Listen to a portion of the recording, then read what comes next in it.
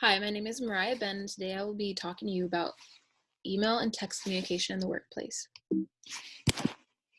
I got my information from the Journal of Psychological Research on Cyberspace. They are a web-based peer-reviewed scholarly journal that focuses on the impact of cyberspace on people and society, and in our case, communication. As we all know, computer-mediated communication has become the norm, even more so now because of the virus. We email our teachers or bosses, we take classes online, we order clothes online, food online, the list goes on. The fact that you are currently viewing my presentation on a device shows that you and I know how to use these devices, well, to a certain extent. What if there was a way that you can use computer-mediated communication to your advantage in the workplace? I'll be providing you with a crash course that starts with the pros and cons and then proceeds with the do's and don'ts. For number 1 on the pro list, we have that CMC, or computer-mediated communication, increases the frequency of small talk and can help form a stronger relationship. And by CMC, I'm mostly referring to email or text communication. A second pro is that it helps you keep in touch after hours. This can help both maintain and maximize productivity. Because of the virus, my parents have had to work from home, and this would not have been possible without computer-mediated communication. They are able to be productive by properly communicating with their coworkers about the things that need to get done. The third pro is that you can stay in the loop. I like to think of my classroom as a miniature business. The teacher is my boss, and my classmates are my coworkers. On the first day of school, in many of my communication classes, my teachers ask that we find a classmate to exchange numbers with. This ensures that if we miss class, we are in the loop of everything.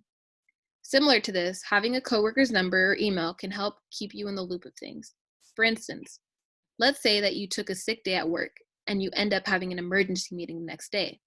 Having computer-mediated communication allows for you to get that information without having to physically be there at work that day. The last pro is that we are in control of our emotions. The fact that you have time to carefully word and rephrase your message can come to your benefit. One day, my manager was expressing to me how upset she was that some of the employees were slacking off. Some were forgetting to clock out of work, so she had to do them manually, and some of them were calling in sick last minute, among other things.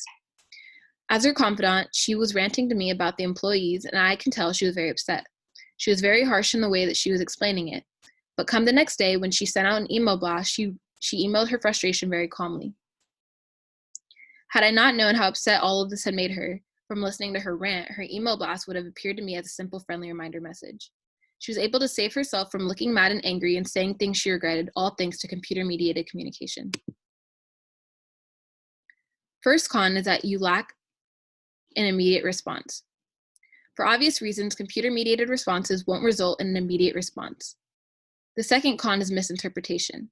Although you do have conscious control over your emotions, there is a chance that they are misinterpreted. In that case, there will be a need for damage control. Oftentimes, people assume that their intentions are more clear than they actually are, in which case a possible retraction, apology, or messages with further explanation is needed. Lastly, there's pressure on the receiver. The receiver is responsible for replying promptly in order to maintain the communication, despite possibly having other emails to tend to. I believe this is true because when I had emailed someone about a question I had, and they didn't respond within 48 hours, I was a little bit irritated and lost hope.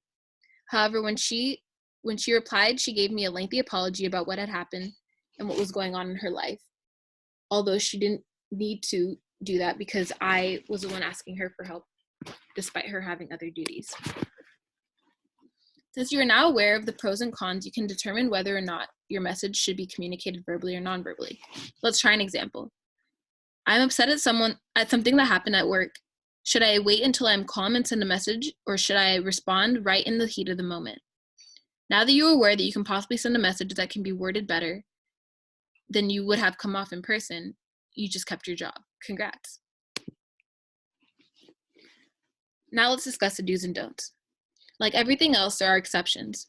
So think of this as mostly as a guideline. For the first do use it to build rapport. If you have a good relationship with your boss or coworkers because you check up on them or have a good relationship with them, you have the possibility of more opportunities. For example, my boss and I have a fairly good relationship, so now that I'm the first person she texts to cover shifts. And if I ever need a favor or shift coverage, she would use her managerial power to find a cover for me. Secondly, do prioritize work emails. There's an option where you can flag or make certain emailers a VIP.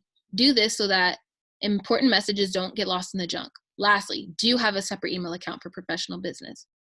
One, you may not want to be using the name that you came up with in the 8th grade. And secondly, you may be left out of the loop if your email gets lost in your spam email account. Now it's time for the don'ts. Don't overdo it. Yes, it's good to communicate and build rapport, but don't bug too much or act too familiar because that too can hinder you as an employee.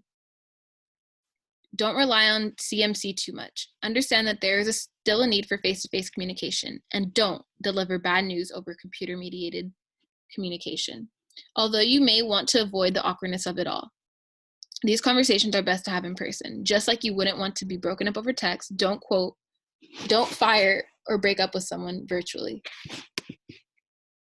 Without a doubt, computer-mediated communication has had an impact on the way we communicate in the workplace.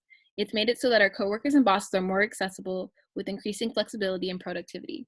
Although there are different strategies you can take to make computer-mediated communication your friend, like anything, make sure it is right for your environment.